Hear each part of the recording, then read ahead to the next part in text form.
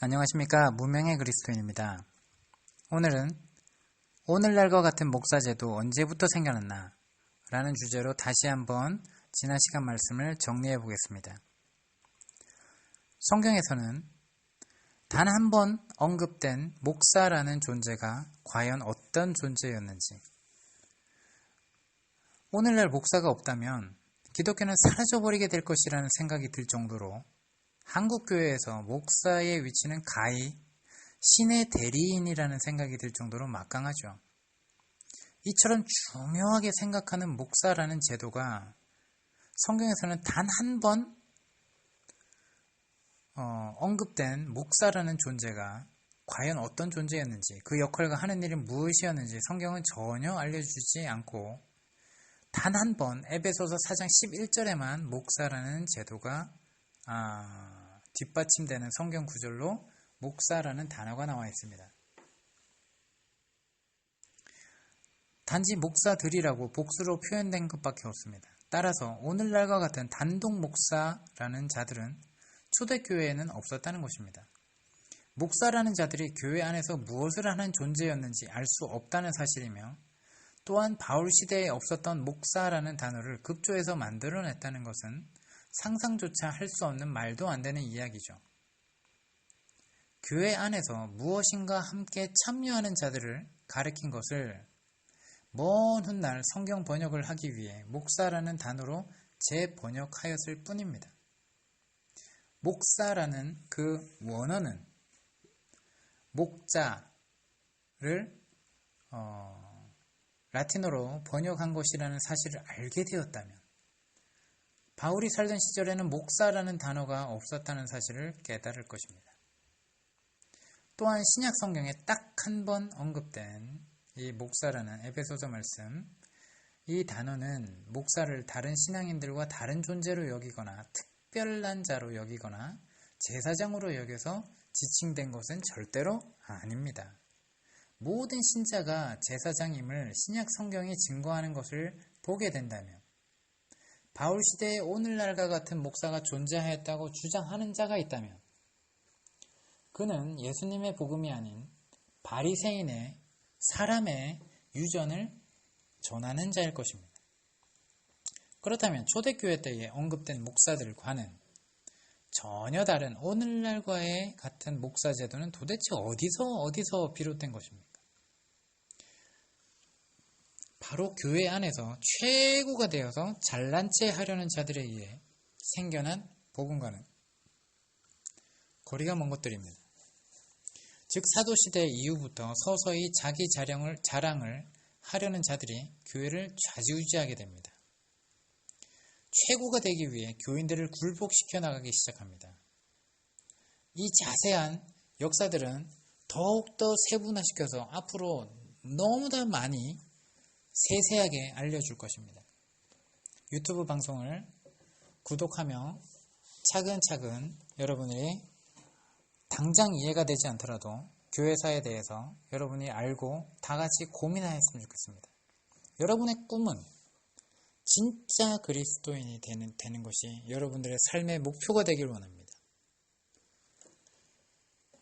이때부터 오늘날과 같은 잘못된 목사들이 나타나기 시작했으며, 그럼에도 불구하고 어느 정도의 교회는 오늘날처럼 계급화로 이루어진 피라미드 방식이 아닌 모든 교인들이 함께 참여하는 수평적인 교회 공동체를 이루며 함께 한 몸처럼 유기적인 관계로 이루어져 있었고, 현재 존재하는 예배당 같은 예배당은 없었다는 것입니다.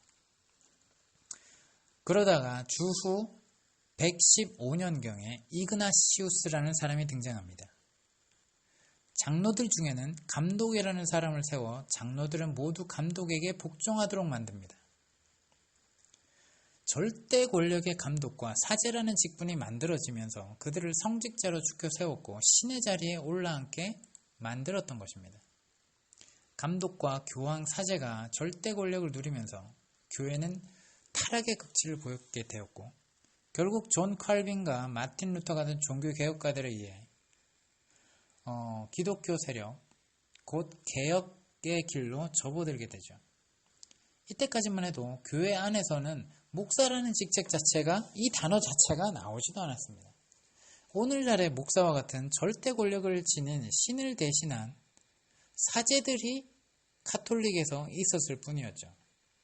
그러나 목사와 사제는 오늘날 이름만 바뀌었을 뿐 다를 것이 전혀 없는 존재로 탈바꿈했습니다.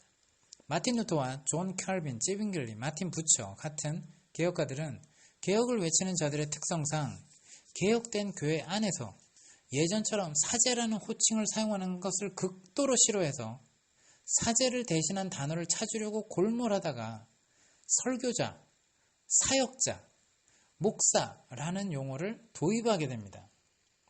처음에는 설교자라는 단어를 많이 쓰다가 이것이 18세기에 들어서면서부터 목사라는 단어를 일반적으로 사용하게 된 것입니다. 문제는 칼빈이나 종교개혁자들은 목사를 사제와 마찬가지로 신적 능력과 권위가 있다는 것으로 여겨서 평신도와 차별을 두게 만들었던 것입니다. 만인 제사장이라고 개혁을 주장하던 루터조차 설교자들을 특별한 자로 여겼습니다. 목사의 말은 하나님의 사자의 말이요 숭고한 자들이 곧 목사라고 주장을 하면서 목사의 말은 곧 하나님의 말씀으로 받아들여야 한다라고 주장했었던 것입니다. 자, 불과 500년 전에 했던 이 종교개혁자 한 사람의 강한 외침으로 말미암아 우리가 목사의 말이 하나님 말씀과 동일시하는 일이 벌어지게 됐습니다. 그러면 목사 한 사람이 교회 공동체 가운데 잘못 그 내용을 가르친다면 그 성도들은, 그 교회 공동체의 성도들은 어떻게 되겠습니까? 오히려 오늘날의 피라미드식 교회 구조, 위계 질서가 있는 교회 구조는 사단이 그 리더들만 타락시키고 부패시키고 탐욕을 넣어놓으면 자동적으로 그 교회 공동체는 전체를 지옥으로 끌고 갈 수 있는 아주 사단이 좋아하는 구조가 되어버렸습니다. 이렇게 종교개혁자들에 의해서 사제를 대신한 목사라는 단어가 새로 만들어져 대중적으로 사용하게 됐습니다. 목사는 이제 사제처럼 하나님을 대신한 자로 등장한 것이며 결국 목사라는 직책 자체가 거짓 복음에 의해 파생된 진리와는 아무런 상관이 없고 초대교회와는 닮은 점이 전혀 없는 괴물적인 존재로 나타나게 된 사실입니다. 초대교회 때 목사라는 직책을 가진 자가 혼자 설교하고 가르친다는 것은 상상조차 할 수 없는 일이겠죠. 이런 역사적 사실을 전혀 알지 못하는 무지한 목회자들과 무지한 성도들은 오늘날도 목사님들이 가르치는 대로 목사를 대단하게 여기고 떠받들고 우상화하고 있는 겁니다. 여러분, 우리 한국교회가 과연 이 예배당을 우상화하고 예배당을 성전이라고 하나님보다 더 우상화하며 하나님이 무너뜨린 완전한 성전된 예수 그리스도를 바라보지 못하고 건물 성전을 하나님을 섬기는 하나님이 계시는 성전으로 여기며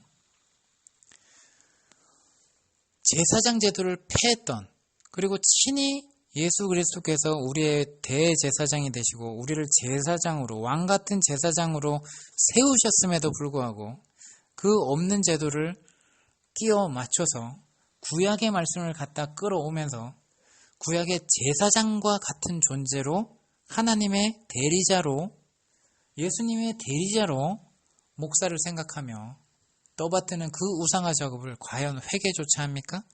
그 인간적인 제도를 회개해야 된다고, 정말 우리는 잘못된 교리를 가졌다고, 오직 성경으로 돌아가자, 오직 믿음으로 돌아가자, 오직 예수께로 나아가자 하는 개혁의 외침은 어디로 갔고 말뿐인 허상이 되었고 우리는 종교개혁의 후예라고 개혁교회라고 차별화하면서 실상은 우상이 가득한 이교도에 물든 가톨릭과 똑같은 길을 우리가 걸어가고 있을까요?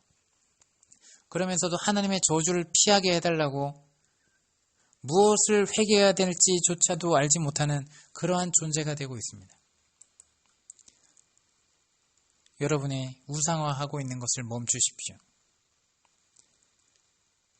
베드로의 만인 제사장설은 목사를 남과 다른 특별한 존재라고 가르치지 않습니다.